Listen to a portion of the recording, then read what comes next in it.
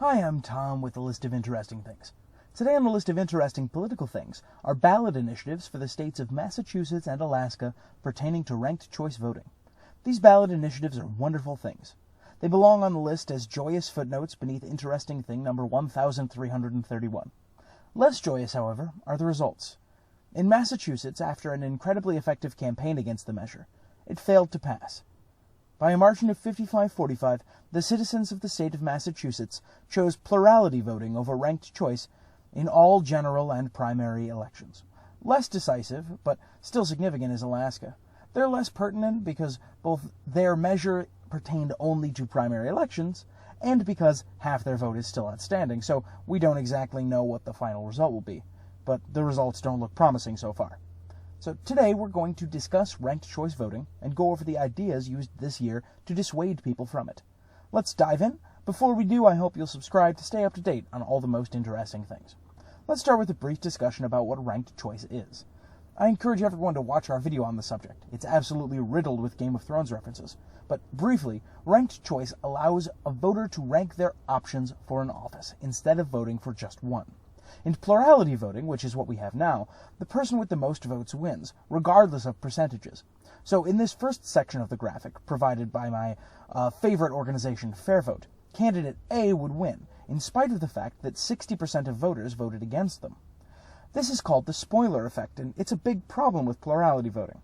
But with ranked choice, it allows a voter to express how they would have voted in their first choice had the candidate for their first choice not been in the race. This is called a runoff, and it's why ranked choice voting is often called instant runoff voting. If no candidate gets 50%, then the lowest candidate is dropped and their votes are redistributed according to their voters' second choices. This ensures that no candidate is ever elected with less than 50% of the vote. These situations that we're showing here are extreme, but they have real-world and very tangible counterparts, even without invoking Woodrow through his political opponents in prison Wilson. Third parties make plurality voting a spoiler nightmare. That's the reason there's only two major parties in the United States. Let's start with this. Let's say you are a Wisconsinian Democrat in the year 2016. You may be upset by the fact that Donald Trump won. You, Wisconsinian Democrat, may have directed your anger at Jill Stein. You may notice that Clinton lost by about 27,000 votes, while Jill Stein managed to garner 31. This result made millions of people livid with Jill Stein and the Green Party, even though it really wasn't her fault. The thought went, since Green Party's principal issue is environmental, most of the Stein supporters would have voted for the Democratic Party, being the party that believes in climate change. But maybe this example doesn't work for you. Let's say you're a Republican. If you are, you might love this result. This might be joyous for you. But in 2020, in that same state, Joe Biden won by 20,000 votes. Joe Jorgensen, the Libertarian Party candidate, took 38,000. Am I saying that all of those Jorgensen voters would have gone for Trump? No. No more than I am saying that all the Stein voters would have gone for Clinton. But a lot of them would have, I'm sure. And because of the voting system we have now, we can't know how that split might have gone. We can't know if many of them would have stayed home. We don't know what the numbers would have looked like. And we see this kind of thing happen all the time. Back in 2016 Pennsylvania, there was a margin of 44,000 votes. Jill Stein took 50,000. Donald Trump won this state in spite of the fact that 51.8% of Pennsylvanians wanted somebody else. And before all my anti-Trump people get all edgy about it, this year in Georgia, Biden is up by 10,000 at the current count, and Jorgensen took 61. Joe Biden is going to win this state despite the fact that more than half of voters voted against him. This is not an issue that is constrained by party lines or partisan politics. It punishes people with unusual or radical or fringe ideas. It punishes people like Jorgensen and like Stein and makes them the villains in their own elections just because they don't have positions that fit neatly into a nice little red or blue box. This is not partisan. This is disgusting. And in spite all of that, Massachusetts, and to a lesser extent Alaska, voted to keep the status quo. Why? In an incredibly well-funded effort that I can hesitate to describe as anything other than propagandist, Those in opposition to ranked choice voting campaigned under the slogan, "Ranked choice is no choice." And I can't even be mad. It's a good slogan. The ballot measure was supported by nearly every major elected official and major party in Massachusetts, including the Dems, the Greens, the Libertarians, the Sams, Republican Representative Catherine Clark, Democratic Senator Elizabeth Warren, and former Republican Governor Bill Weld, and that guy who ran for president, Andrew Yang. The measure was opposed just by the governor, the lieutenant governor, and the state Republican Party. I want to examine the reasoning behind the opposition and dispel some of the information, I should say, the misinformation surrounding the vote. I want to do this through the lens of an editorial published in the Andover Eagle Tribune and written by Cheryl Longton, the chairwoman of the political committee No. 2 Ranked Choice Voting. We'll start here. This November, the voters of Massachusetts will be asked to decide whether we want to change our voting system. Question 2 is being pushed by a handful of wealthy, out-of-state donors who are desperately trying to convince you that ranked choice voting is a fairer system. This is misleading, as we just saw in this most recent slide. If there's one thing that I know, it's that the Green Party doesn't have any money. Ranked choice voting eliminates the long-standing principle of one person, one vote. You'll be asked to rank your choices in order of preference.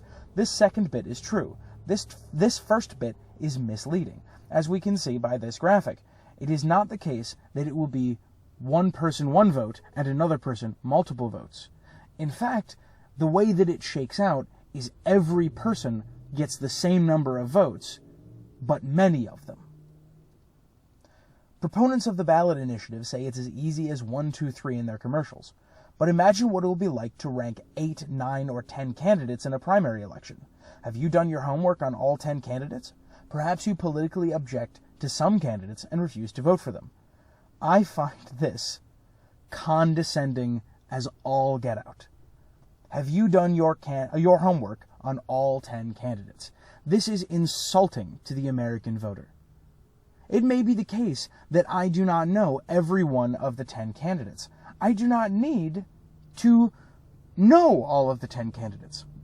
If there's 10 candidates on the ballot, I can fill in my top 3 favorites, and if any of the other 7 end up performing better than my 3, it ends up shaking out as though I didn't vote at all, as though I chose not to vote for any of those 7 candidates.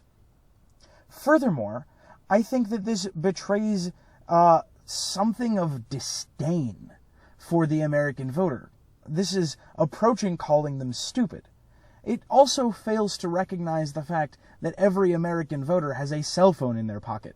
If you are in the polling booth, or indeed, as is more common this year, if you are sitting at home with your absentee ballot, you can pull out your phone and find information on every single candidate.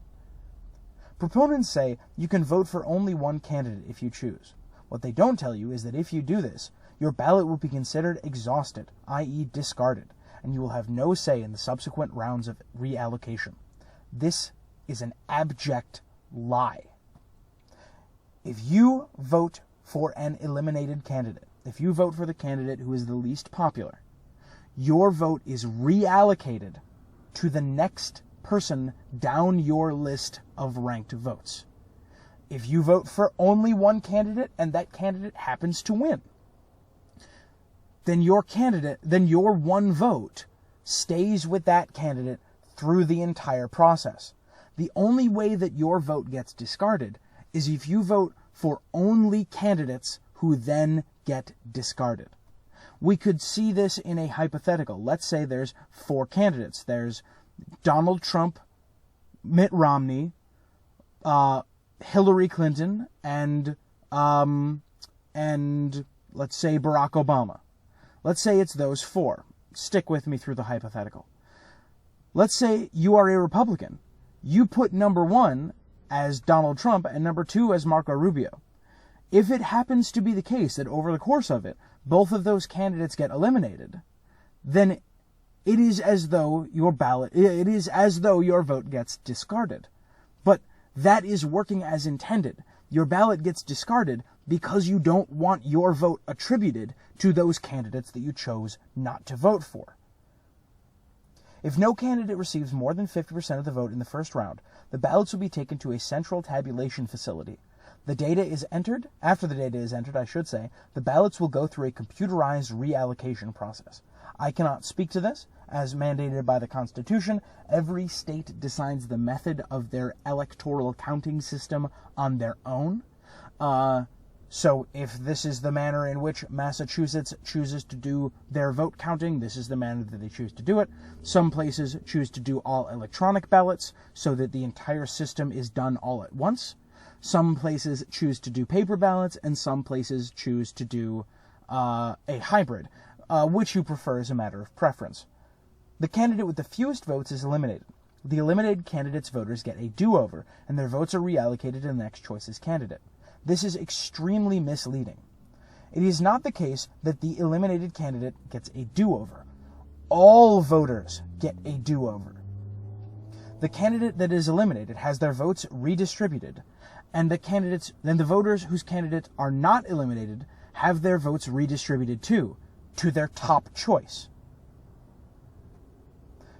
And so on, this process goes until someone gets a faux majority. This is not a faux majority. These are runoffs.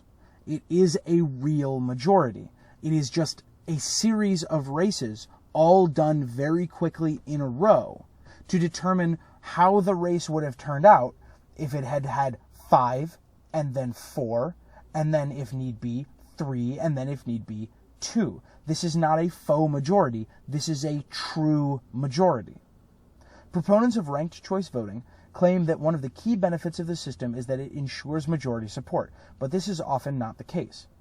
This is an interesting point, and I would love to see this explored, but it is not explored in this discussion. In addition to not ranking all of the candidates, overvoting is also a huge problem. This occurs when 2 candidates are selected for a choice instead of 1. As such, the winner of a ranked choice voting election may have a majority of the votes that are left, but not a majority of the votes originally cast. Yes, it is the case that a majority of votes originally cast may not end up being adequately allocated. Allow me to rephrase. It may be the case that a candidate gets a majority at the end, and they did not have a majority at the beginning. That is the point. Candidate D here, this fourth one, does not have a majority of the votes first cast. It is not until you get to this point, or indeed past this point, that the candidate has a majority of votes cast. Candidates can win with very few first choice votes. Ranked choice voting allows for more marginal candidates to look like they have more support than they really do. Candidates can win with very few first choice votes. That is the problem that is expressed when discussing plurality voting. The problem here is that a candidate won with very few first choice votes. So it is necessary, or indeed at least very beneficial, for the entire system to move on and allocate second choice votes. Ranked choice voting claims to be an instant runoff system, but in a real runoff, you'd have the opportunity to learn about your final choices and then make an informed decision. Again, I find this insulting. This suggests that the American voter is incapable of learning 6 names before walking into a voting booth. It also suggests that that voter is incapable of using a smartphone while in the voting booth. In a recent congressional election in Maine, it took 9 days to determine the outcome with 4 candidates, and 8,000 ballots were discarded. How long would it take if there are 8, 9, or 10? Let's start with this first bit. Those 8,000 ballots that were discarded can be likened to those votes for Gary Johnson in 2016, or those votes for Joe Jorgensen in 2020. These ballots are effectively discarded. This person, all the people who voted for Joe Jorgensen, got only one opportunity to vote. After that one opportunity, their votes were discarded. It is functionally the same. How long would it take if it took 8, 9, or 10 weeks? This is a similar discussion that we have had that we've had in the 2020 presidential elections. There have been many people who want the votes counted on Election Day. It is an unfortunate reality of elections that sometimes they're hard to count. Sometimes they take a long time. And if a state leader is capable of providing more freedom of choice for their candidates, and the trade-off is that it takes a little longer, it is the duty of that representative to engage in a course of action that leads those voters toward more choice. It is madness to suggest that because it would take a little bit longer, it should not be allowed. It is inevitable that more elections will be challenged when a winner is finally declared using this confusing process that is likely to be fraught with error. Again, this is insulting. This confusing process, suggesting that American voters are not capable of understanding a 2, 3, or 4-step system. Democratic governors Jerry Brown and Gavin Newsom both vetoed ranked choice voting proposals. Jurisdictions such as Burlington, Vermont, Aspen, Colorado, Pierce County, Washington, and the state of North Carolina have tried ranked choice voting and then repealed it. This is correct. There have been a number of places that have tried ranked choice voting and then gotten rid of it. But there have also been a number of places that have tried plurality voting and then gotten rid of it. Indeed, it has been a lot. And that statement fails to recognize the incredible number, the literal dozens of jurisdictions that use ranked choice voting right now and do it adequately, accurately, and fairly. Let's not make the same mistake they did. Keep voting simple and straightforward. Join me in voting no on question 2. Well, when all was said and done, Miss Longdon got her way. The people decided, and there is no ranked choice in Massachusetts. At least not today. So, still, these terrible things can happen. This ensures that minority victories are still possible. Situations where Joe Jorgensen, Gary Johnson, and Jill Stein can actively damage elections without wanting to or meaning to. I make this video not to blame them, and certainly not to blame the people of Massachusetts, but to make the viewer aware. This is not the last time we'll see these ballot measures, at least not if I have anything to say about it.